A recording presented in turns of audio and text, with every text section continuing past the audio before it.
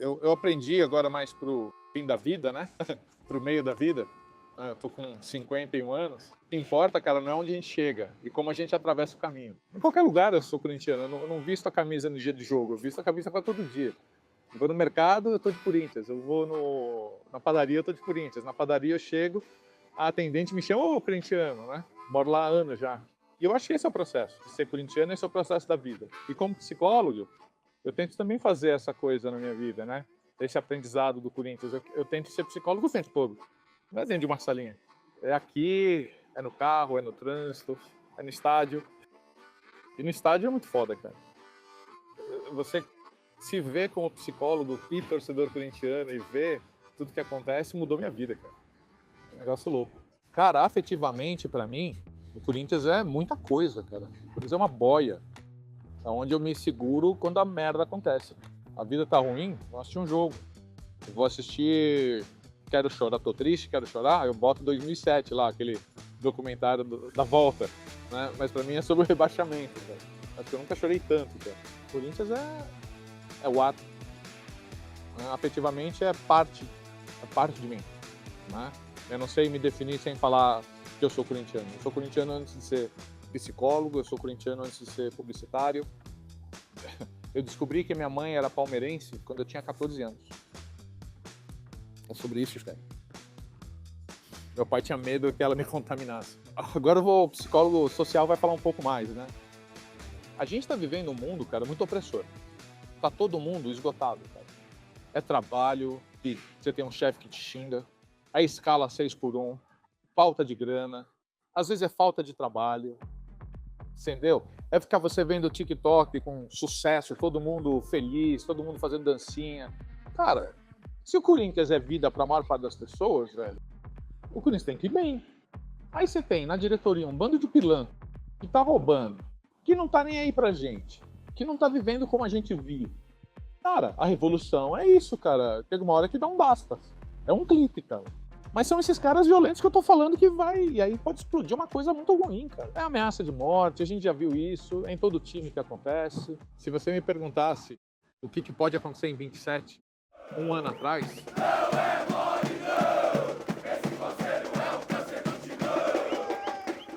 Eu não ia nem imaginar o que eu podia te responder, cara. Você quer saber o que eu mais acho de importante para acontecer em 27, cara? É a gente conseguir finalmente uma SAF e tirar essa corda da diretoria, cara. Isso vai ser um título mundial pra gente, cara. Você entendeu? Porque é para além do título, cara. É igual eu te falei, cara. Eu não sou Corinthians pelo título, eu sou Corinthians por ser Corinthians. Hoje eu quero que o meu time continue existindo, cara. Não importa se ele vai jogar na quarta divisão. Né? Eu vou continuar sendo Corinthians. Ele vai continuar tendo 30 milhões de corintianos, cara. O que eu acho que a gente precisa, cara, é de união para conseguir fazer alguma coisa virar, cara. Vai virar SAF ano que vem? Não vai. É óbvio que não vai. A gente vai ser campeão do mundo ano que vem? Ainda vem, já tá na Libertadores, a gente ainda tem chance. Né?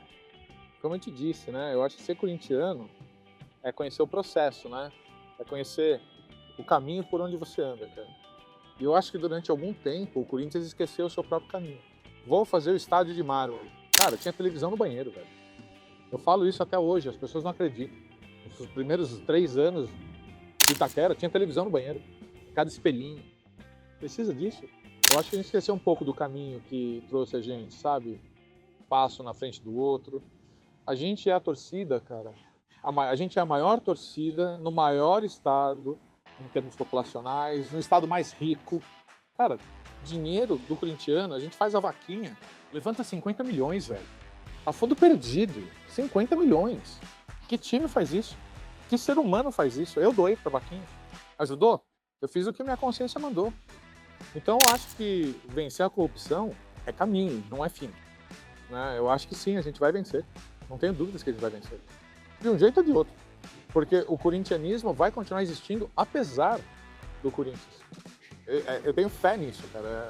Pra mim é triste falar isso, cara, mas o corintianismo é eu, você, é o cara que tá ali vendendo churrasquinho. A gente vai continuar se conectando, cara. Nem que seja com memórias, cara. E olha que eu vou te falar que talvez fique até mais forte, cara. Aí sim a gente vai usar alguém que não existe mais, né? Aí sim vira uma religião, cara. Pode acontecer uma violência, pode acontecer uma briga, pode acontecer... Porque tem gente muito louca, cara. A gente está falando de masculinidade, sobre se sentir roubado nos seus direitos e querer viver do jeito que acha que tem que viver. Sempre tem alguém mais forte. O diretor do clube acha que é mais forte? Sempre tem alguém mais forte. Tem alguém mais rico, tem alguém com mais a perder, com menos a perder. Eu acho que muita coisa ruim pode acontecer, mas eu tenho certeza que a gente vai sair disso. Pode acabar? Pode, mas acho que vai? Não, eu acho que a gente vai sair disso. Porque a gente está cada vez mais unido, cara. De uma certa forma, parece estranho, mas a torcida começa a falar de política do clube. Isso, para mim, é ótimo, cara. Eu acho que é um dos pontos altos do que está acontecendo hoje em dia. Porque se eu falo que o Corinthians é maior que o Brasil, talvez daqui a pouco a gente comece a falar de política do jeito certo, do Brasil. E aí o Brasil melhora. Eu acho que se o Corinthians melhorar, o Brasil melhora. Cara, eu sou otimista e louco, né? Sei lá. Assim, é futebol, eu assisto. Mas eu não torço. E aí, na minha pesquisa, eu faço essa mesma pergunta, né? O que você sente quando você assiste a seleção brasileira? Cara, as pessoas me respondem que estão nem aí, cara. O que importa é o Corinthians. Sei lá, talvez eu queira entrevistar alguém depois que goste da seleção brasileira e me explicar como que ela consegue, porque eu não sei nem o nome de jogadores, cara. Cara, Bruno Guimarães, eu nunca tinha ouvido falar desse cara, velho. Foi vendido a preço de ouro pra não sei aonde. Cara, a diretoria tá fazendo sacanagem com os jogadores, tá fazendo sacanagem com a torcida, tá fazendo sacanagem com todo mundo, com o Midi, com você. Cada vez que eu vou no estádio, cara, porra, é difícil eu desligar da chavinha e só torcer. Achar ânimo pra chegar hoje aqui é isso, é ser Corinthians acima do Corinthians, cara. Porque se não existir o Corinthians, eu vou continuar sendo corintiano. É um negócio meio louco, né? No nosso primeiro encontro a gente falou sobre o futebol feminino, né? Eu vou assistir futebol feminino no estádio, cara. Eu acho legal pra caralho. É Corinthians. Se estiver passando gamão, eu vou assistir Corinthians. Se for tiver jogo de botão, eu vou assistir Corinthians, cara. Eu não sei porque as pessoas ainda torcem o bico. Ah, não, porque o futebol é feminino. Cara, ou porque é o basquete feminino, né? Teve uma época do Corinthians que saiu uma campanha dizendo eu não vivo por títulos, eu vivo pelo Corinthians, né? E reza a lenda que as camisas estavam estocando com estrelas, né? Então vamos tirar as estrelas da camisa e cara, pra mim eu acho que é mais ou menos por aí, cara. Não é sobre título, né? É sobre ser corintiano. Embora eu trabalhe com ONG já, com organizações sociais há muito tempo, cara, eu fazia o meu trabalho, mas eu não tinha sido picado por um bichinho da comunidade, né? Eu sou corintiano, vou de arquibancada, já tomei chuva, já escorreguei nessa rampa aqui atrás do Pacaembu, naquele barro que eu tinha que subir para atravessar para chegar no portão, né? Então não era muito fresco, mas também não era nem um pouco preocupado com causas. E aí eu vou pro estádio depois de uma determinada aula, cara, e eu começo a ver os gritos homofóbicos, os cantos racistas, aquela violência contra a mulher, e eu falo, cara, tem muita coisa errada, cara, que tipo de homem eu sou, cara, né? E ali eu comecei a me perguntar o que eu podia fazer para essa sociedade, para a gente, para a comunidade, não só do Corinthians, mas uma comunidade do futebol. Eu vejo muito a Millie Lacombe falando sobre o futebol é o último lugar onde o machismo vai terminar, né? E eu acho que é muito por aí, cara. A gente não se preocupa com nada, a gente se preocupa com o Corinthians.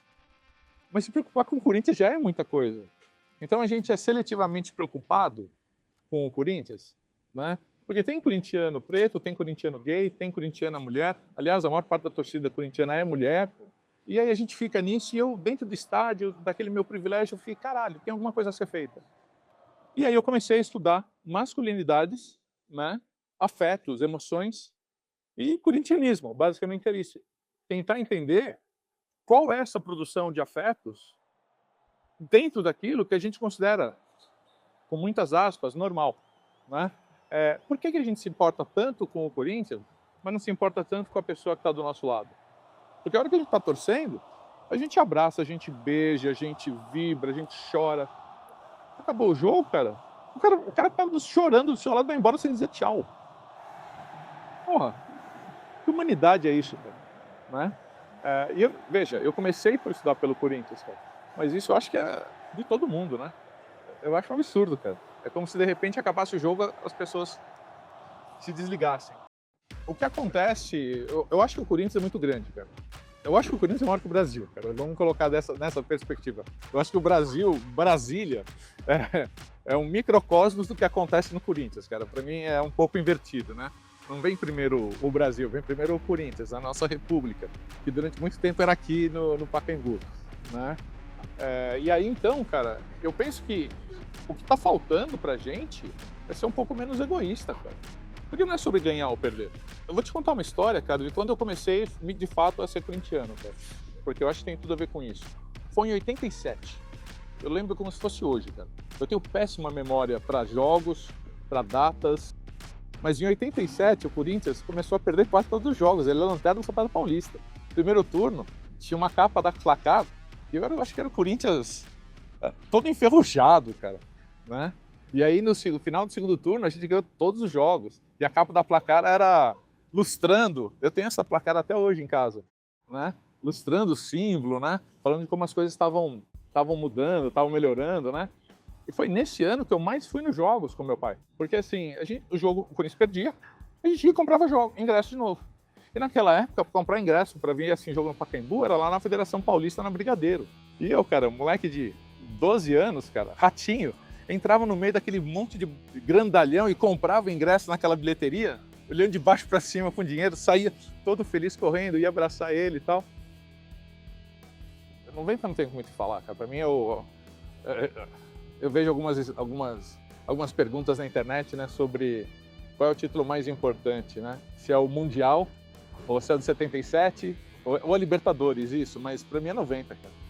Eu vivi aquele ano como se fosse mágico, cara. Porque antes da gente ter Mundial, antes da gente ter Libertadores, a gente não tinha brasileiro, cara. Então hoje o pessoal fala sobre, conquistamos a Libertadores, era o título importante da época. Mas em 90 não era, cara. Foda-se a Libertadores. A Libertadores era legal. Tanto é que em 91, na eliminação, lá no Morumbi, debaixo de uma chuva do caralho, eu tava lá. Mas, cara, não foi tão doído pra mim.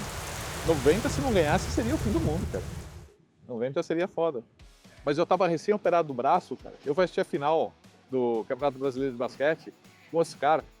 Cara, é Corinthians, velho. Eu te contei também que eu peguei a bola do jogo da mão do Oscar, né? É Corinthians, velho. Se eu tivesse que pegar a bola de botão, do botão, eu pegaria também. Né? É mais importante do que qualquer coisa. Se tivesse perdido, eu estaria puto do mesmo jeito. Então, entender masculinidade, primeiro é entender quem eu sou. Que tipo de homem eu sou? Eu sou um homem branco? Eu sou um homem pobre? Eu sou um homem rico? Eu sou um homem que faz o quê nessa vida? Tá? Então, essa é a primeira questão do homem, da masculinidade. Mas se a gente for entender masculinidade, emoções e afetos, os homens estão matando outros homens, os homens estão morrendo e os homens estão matando mulheres.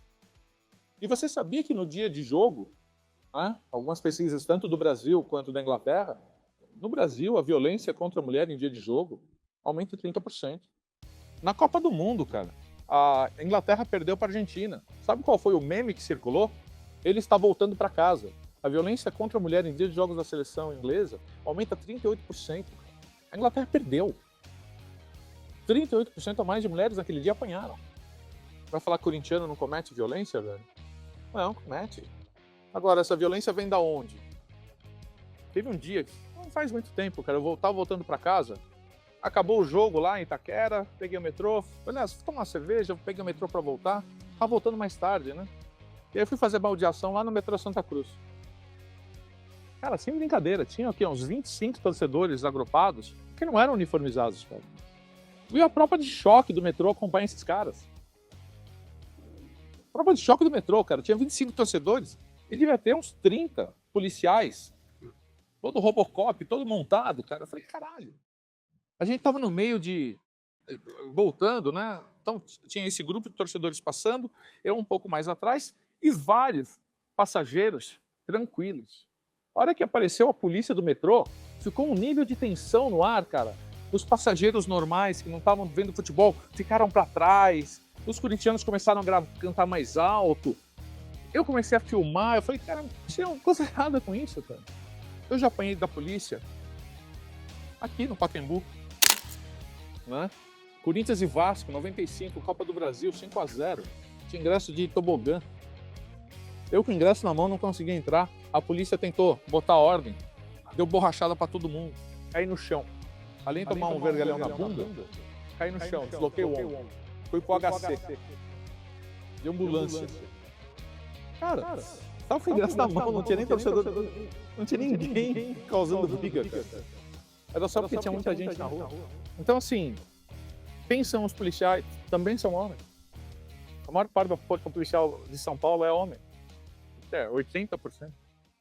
Então, estudar masculinidade, estudar violência, estudar afeto, emoção, o Corinthians é isso. É se conectar com esse problema. É se conectar com o canto homofóbico, com o racismo, com a falta de valorização do futebol feminino, que, aliás, está jogando já há muitos anos, muito mais que o masculino. Então, assim, é se conectar com essas coisas, cara. Tentar buscar um caminho pra gente viver mais Corinthians, cara. Porque viver Corinthians é isso, não é viver o clube, o futebol. Viver Corinthians é viver esse clima de arquibancada, esse tesão de abraçar as pessoas, chorar com o desconhecido. É por isso que eu tô estudando isso, cara. Por que que os homens se permitem abraçar a gente no estádio, beijar corintianos, chorar, e não na rua, cara? Porque, basicamente, o que acontece é que existem espaços que são tão masculinos que os homens podem fazer o que quiserem. O estádio é um espaço que os homens decidiram que é dos homens. E é por isso que os homens ficam tão irritados quando as mulheres estão na arquibancada, quando as mulheres estão jogando bola, porque aquele espaço é o espaço que ele consegue expressar sentimento. Que merda! E ser homem na nossa sociedade é não expressar sentimento. Então, se eu estiver chorando na frente de uma mulher, eu sou menos homem. Logo, eu sou mulherzinha. Logo, isso dá uma pira na minha cabeça. Porra, é essa, velho? Né? Não, mas aqui no estádio eu posso. Não, porque aqui, ó, tá vendo? 150 mil homens, um do lado do outro. Aqui, bate no peito, aqui eu posso. Eu choro vendo comercial de margarina. Eu choro vendo o brinco com a minha namorada, eu choro mais que ela. É um negócio louco. E tem as preferências individuais, cara. Eu assisto da mesma forma o jogo feminino do que o masculino? Não, eu assisto de forma diferente. Né? Pra mim, assistir um jogo feminino é assistir o futebol da década de 80, cara. Eu me lembro em 87. Né? Por quê? Porque o estádio é raiz. Você vai ver o jogo com Canindé. Você vai ver o jogo na Rua Javari. Você vai ver o jogo em cada pocilga, velho. É um negócio de fim de mundo, cara. Pensar em Corinthians, cara, é pensar que se a gente consegue, durante 2 horas, ou durante o jogo, 2 horas pós-jogo, se conectar, vamos colocar algum outro assunto ali no meio, cara, e manter essa união junto. Sabe? E eu acho que a minha pesquisa tem a ver com isso, cara, de talvez o resultado final dela eu consiga chamar a Gaviões para conversar, talvez eu consiga chamar o Corinthians se tiver outra diretoria, para tentar fazer uma campanha educativa, cara, não para não xingar, não é sobre isso, cara, mas é só para valorizar o humano que tá do seu lado, cara. Esse é meu sonho com o projeto, cara. É valorizar o humano que tá do seu lado.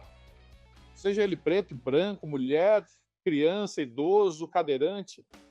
Eu não tinha uma boa relação com meu pai no final da vida, né? Ele já morreu, né? Ele morreu, ele estava bem doente, fazia diálise, né? E o sonho dele era ir no estádio do Corinthians, cara. Ele nunca foi em Itaquera, cara. E isso, de uma certa forma, ainda me pega um pouco, sabe?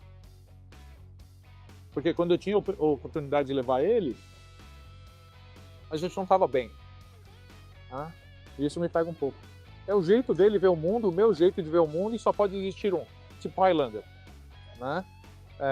E aí, cara, os machucados vão ficando ao longo dos anos, cara, e você até tenta puxar por aqui, puxar por ali, né? Você tenta fazer uma amizade, você tenta reconstruir alguma coisa, mas tem muita mágoa, tinha muita mágoa dos dois lados, tinha muita, sei lá, muito medo, né?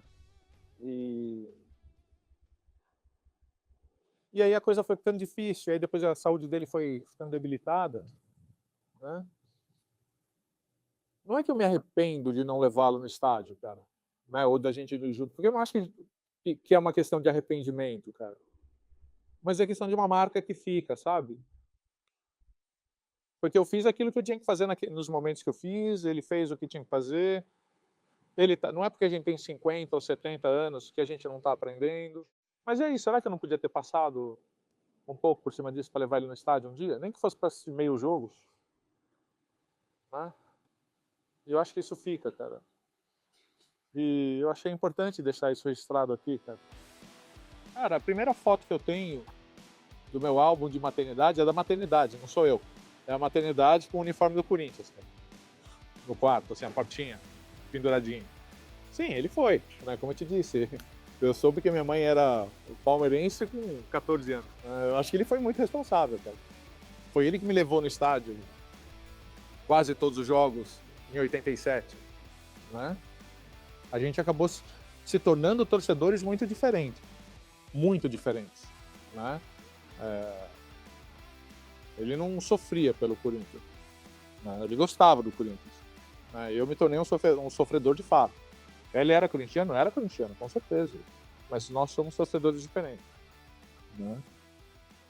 Mas eu sempre gostei de estádio, cara. Eu sempre gostei da loucura, cara, né? Em 90 ele estava comigo. Em 90 ele veio, a gente estava lá no Morumbi. Cheguei 11 horas da manhã no estádio. Esse jogo era às 4 da tarde, cara. Tinha 120 mil pessoas naquela porra lá. Um negócio... Não sei. Então sim, ele é responsável. Tem um quê de família nisso?